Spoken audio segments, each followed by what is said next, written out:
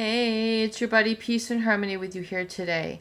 Focusing in on the experience of narcissistic rage and the feeling of constant persecution and really feeling being on trial with a narcissist or psychopathic abuser or person influence in your life.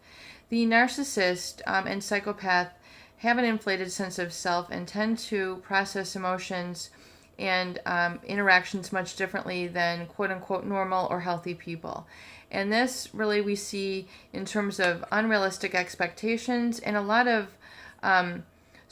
perfectionist standards that they hold people to, which intermittently basically results in a feeling of persecution and constantly being on trial within these when we're with these people. But oftentimes, it carries into other areas of life where people then internalize this feeling of persecution, of being consistently punished, feeling that they've been shame-based, humiliated, embarrassed, and this becomes part of an identity. It creates really their blueprint for how they view themselves.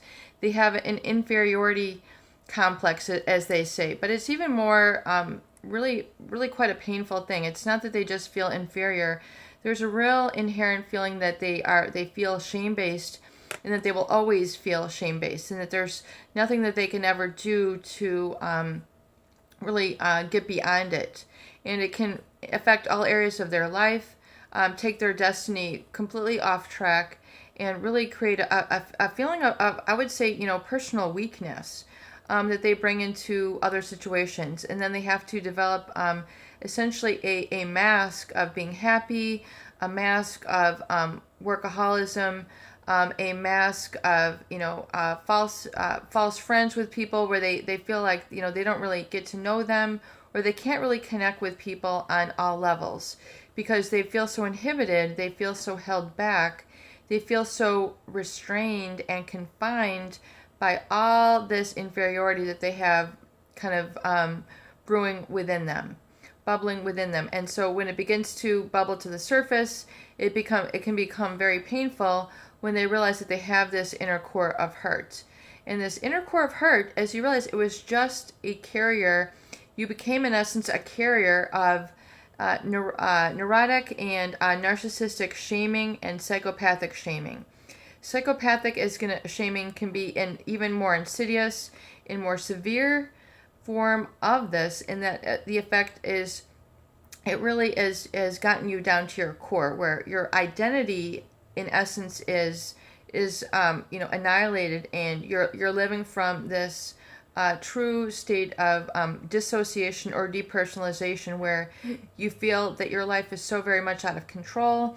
You almost lose track of your senses.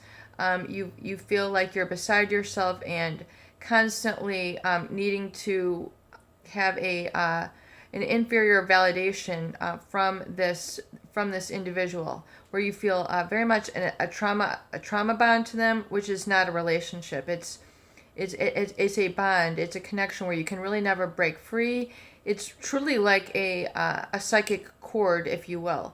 But that needs to be shed away and dissolved if this person has created a lot of that sort of feeling of persecution within you. It's very much within that person, and it's not within you.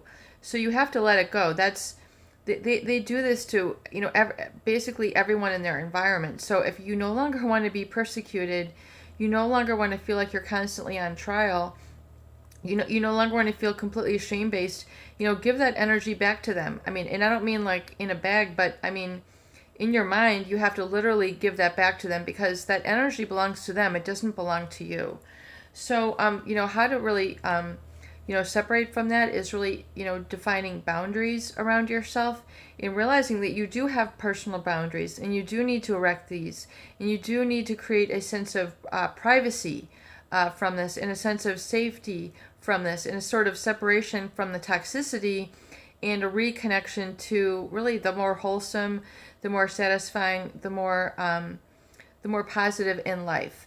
And you can find this in what's called individuation, where you're becoming yourself, and then identification, where you're then grouping with people who identify with you and validate and help you validate that positive part of yourself, and do it again and again and again and again and again and again. You need to work on getting with people who validate the better parts of yourself, and you need to be able to validate the better parts of yourself. If you've been with a narcissist for 10 years, 20 years, it's going to take a while for you to be cognitive reframe and get a vision of yourself outside of their impulse, or I'm sorry, their influence. And if they start to recontact you, they're re-wounding you every single time. They're keeping that wound in place. They're keeping that wound alive. They're keeping that wound going. And so you need to stop that wound. You need to go no contact. You need to get away from them, their emails, their pictures, their texts, etc. And if this is a family member, same thing. Just because it's a family member doesn't mean you've committed to a life of misery. Whoever taught you that, was it the expectations, the obligation, the fear, the guilt, from this narcissist or psychopathic abuser that had you believing this? That is an erroneous belief. That is a false belief. That has nothing to do with reality. That has nothing to do with what your creator wants for you. That has nothing to do with how you're supposed to live your life. You are not supposed to live your life as a reaction to an abuser.